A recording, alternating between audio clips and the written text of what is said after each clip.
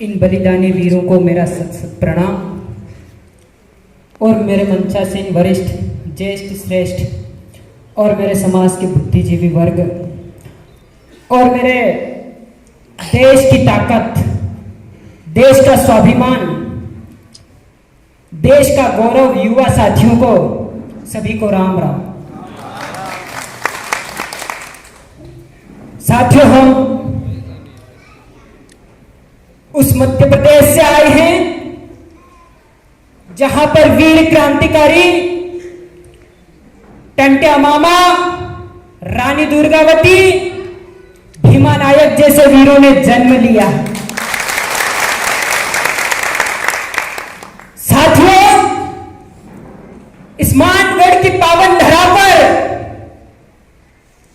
जब हम यहां आ रहे थे और पूरे युवाओं में जोश दिख रहा था, वो जोश ये था कि हमारे समाज के लिए, हमारे समाज की रक्षा के लिए, हमारी सनातन संस्कृति की रक्षा के लिए जो हमारे क्रांतिवीर जो शहीद हुए हैं, उनकी रक्त रंजित पावन पवित्र धरती को छूने का अवसर। साथियों, देश भर में कई प्रकार के षड्यंत्र चल रहे हैं। कुबेर जी भाई साहब बता रहे थे, अभी सनी जी बता रहे थे, धर्म कोड की मांग की जा रही है। क्या आप सहमत हो? धर्म कोड के लिए सहमत हो क्या?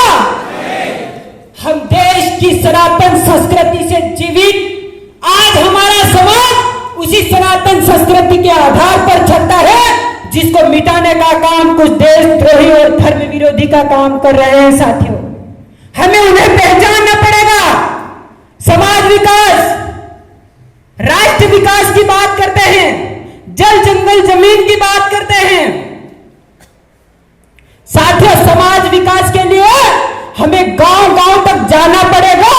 क्या फेसबुक पर लिखने से काम होगा? क्या आंदोलन करने से काम होगा? क्या पुलिस पर, हमारे सैन्य सुरक्षा बल को गालियां देने से हमारे समाज की सेवा हो सकती है? क्या हमारे समाज को बदनाम करने के लिए देश विरोधी गतिविधियां और 5वीं अनुसूची के नाम पर बरगलाने का काम कर रहे हैं। 5वीं अनुसूची है क्या? उसको समझना पड़ेगा युवा वर्ग को। पैसा एक्ट है क्या? उसको भी समझना पड़ेगा युवा वर्ग को। साथियों, ये सारी जो सुविधाएं हैं वो समाज के विकास और समाज के विस्तार के लिए दी है, ना कि समाज और नस्ल भेद के लिए दी है। कुछ लोग कहते हैं, पत्थरगढ़ी का नाम देते हैं झारखंड में, कहते हैं यहां पर गैर आदिवासियों को अलाउ नहीं है। साथियों, कहते हैं ना, लेकिन हमारे देश के लिए, देश की रक्षा के लिए हमारे सर्व जनजाति समाज ही नहीं, बल्कि चंद्रशेखर, भगत सिंह, राजगुरु जैसे शहीदों ने भी बलिदान दिया है। साथियों, हमें हर वर्ग के साथ, समरसता के भाव के साथ काम करना होगा और हमारे समाज के विकास के लिए हमें गांव गांव में जाकर, जिस प्रकार ग्राम सभा पैसा एक्ट के अंतर्गत आता है, उसको क्रियान्वयन करवाने का काम करना पड़ेगा। साथियों, समाज विकास की बात आती है तो उसका धर्म से कोई संबंध नहीं है। हमारा सनातन समाज, कुछ लोग भगवान राम को गालियां दे रहे हैं, उन्हें पता नहीं कि भगवान राम केवल राम ही नहीं है, एक जीवन जीने की पद्धति है। जो वनवासी हमारा जनजाति समाज आज भी उसी आधार पर चलता है और उसी वन क्षेत्र में निवास करता है। ऐसे कई लोग बरगलाने का काम कर रहे हैं। हमें सतर्क रहने की जरूरत है। हमें 5वीं अनुसूची पैसा एक्ट के नाम पर भेद खड़ा करने का काम कर रहे हैं, उन्हें हमें समझना पड़ेगा। साथियों, समाज के विकास के लिए हमारा प्रत्येक युवा संकल्प लेके जाएगा आज से कि हमारे समाज के विकास के लिए हम ग्राम सभा में ग्राम का विकास करेंगे। ग्राम का विकास होगा तो हमारा विकास होगा। हमारा विकास साथियों। और देश के विकास के लिए हमें कदम से कदम मिलाकर काम करना पड़ेगा। आंदोलनों से काम नहीं कर चलेगा, जरूरत पड़ी तो आंदोलन करना पड़ेगा। अंग्रेजों ने हमारे वीर बलिदानियों को किस प्रकार यातनाएं सहने के लिए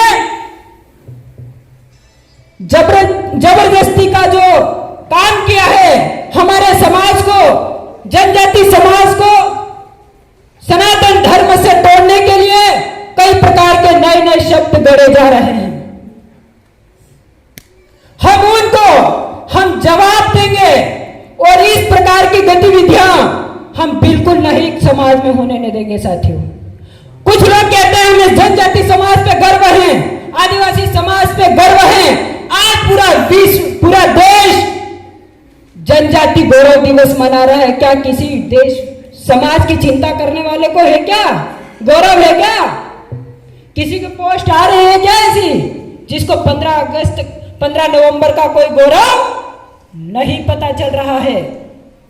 नए नए शब्दों में संविधान की बात करते हैं, संविधान की गलत व्याख्या करते हैं और लोगों को कहते हैं हम समाज की रक्षा के लिए, हम वन और जल और जंगल जमीन की रक्षा के लिए काम कर रहे हैं। साथियों, अभी एकता परिषद का कार्यक्रम हुआ, 27वां कार्यक्रम था, 27वां था।